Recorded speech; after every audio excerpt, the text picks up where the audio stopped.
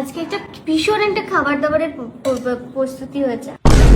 হ্যাঁ, সেটা তো দেখেই বোঝা যাচ্ছে যে ভীষণ খাবারের প্রস্তুতি হয়েছে। কিন্তু দিদি, তোমার ওই মুখের মেকআপের প্রস্তুতিটা একটু কম কম হয়ে গেল না? মানে আরো বেশি হলে আরো ভালো লাগতো, সত্যি বলছি। এত সুন্দর খাবারের প্রস্তুতি হয়েছে আর মুখে এরকম মেকআপ করে এলে হয়? আরও বেশি মেকআপের প্রয়োজন ছিল, কারণ যে খাবার দিচ্ছে তোমাকে খেতে সে তো ভয়ই পাচ্ছে না, ভয়ে পালিয়ে যেত, তবেই না তোমার ওই মেকআপ কাজে আসতো। This is the one and only juicy mutton piece. Of, juicy mutton! যদি মাটন খেতে হয় আগে তুমি মুখটা ধুয়ে এসো, না তো ওই জুসি মাটনে যদি তোমার মুখের ওই ময়দা একবার পড়ে যায় তাহলে জুসি মাটন গাধার গাঁড়ে। বেসিক্যালি আমাদের বাড়িতে মাছ, মাংস, ডিম, হাতি, ঘোড়া, হ্যানা ফ্যানা ত্যানা সবই থাকে, তো শ্যাম্পু দিয়ে ভাত খাওয়ার মজাটাই আলাদা।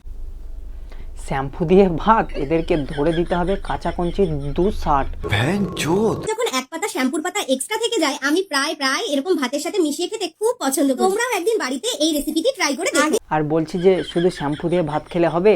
বাড়িতে যদি বিষ থাকে ওই বিষটা দিয়ে ভাতটা খেও, খেতে হেভি লাগবে আর রাতারাতি ভিডিও ভাইরালও হয়ে যাবে।